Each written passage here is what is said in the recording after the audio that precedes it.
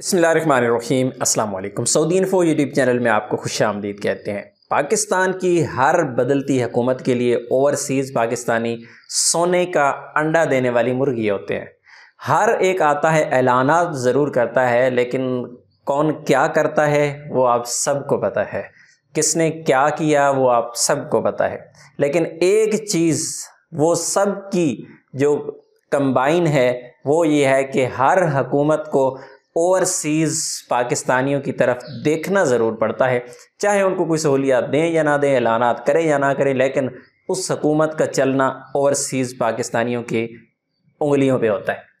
तो एक ज़बरदस्त खुशखबरी है आप लोगों के लिए। इससे पहले की एक चीज़ मैं आपको बताता चलूँ, बहुत सारे लोग यहाँ पे कंफ्यूज हो जाएंगे कि इससे पहले national highway and motorway authority ने आज से कोई 3-4 साल पहले एक प्लान दिया था कि जितनी भी ओवरसीज़ पाकिस्तानी हैं वो इस्लामाबाद आएँ, और इस्लामाबाद के बाद फिर उन्होंने शेखुपुरा में दूसरा सेंटर खोला था कि आएँ, आपके पास जो बैरून मुल्क लाइसेंस है वो लाएं और उसके बदले पाकिस्तान का लाइसेंस ले लें।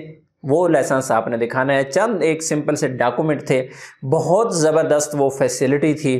टोटल 600 रुपये आपसे फ़ीस ली जाती थी और महीने बाद तकरीबन आपका जो लाइसेंस है, पाकिस्तानी लाइसेंस, इस्लामाबाद का लाइसेंस, वो आपके घर आ जाता था। और उससे अल्हम्दुलिल्लाह आप में से भी बहुत ज़्यादा लोगों ने फ़ायदा उठाया होगा, और मैंने खुद बज़ाते खुद वो लाइसेंस मैंने 600 रुपये में लिया था।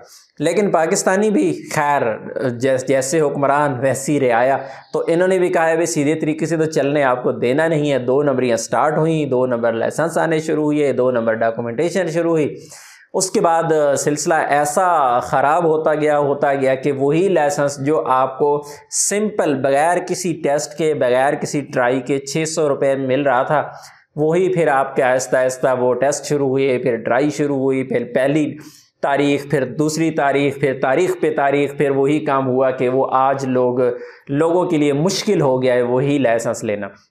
तो ये जो नई अनाउंसमेंट है ये बड़ी ज़बरदस्त है। ये है KPK के लिए, क्योंकि ये ऐलान जो है वो KPK के वज़ीर आला ने किया है कि तमाम ओवरसीज़ पाकिस्तानी जो बैरून मुल्क मौजूद हैं और उनके पास पाकिस्तानी ड्राइविंग लाइसेंस यानी KPK का लाइसेंस उनके पास मौजूद है और अभी वो छुट्टी के लिए पाकिस्तान का सफ़र कर रहे हैं, पाकिस्तान में उनको वैलिड लाइसेंस चाहिए होता है, हो सकता है उनका पास जो लाइसेंस है वो एक्सपायर हो चुका है, तो उनको ऑनलाइन लाइसेंस की तजदीद का एक बहुत ज़बरदस्त किस्म का उनको तजदीद की जो सहूलत है वो दी जा रही है।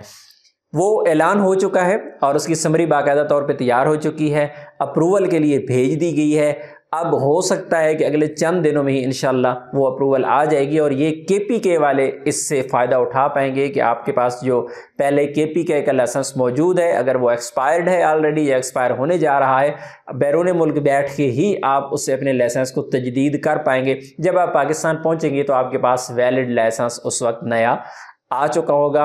लेकिन एक चीज़ जो मुझे इसमें अच्छी नहीं लगी है वो ये है कि आपको एक दफ़ा एम्बेसी जाना पड़ेगा। आप जिस भी मुल्क में मौजूद हैं एम्बेसी आपको जाना पड़ेगा, वहाँ पे जो डॉक्यूमेंटेशन एक लीगल है वो करना पड़ेगी और उसके बाद वो आपका लाइसेंस जो है वो तजदीद होगा।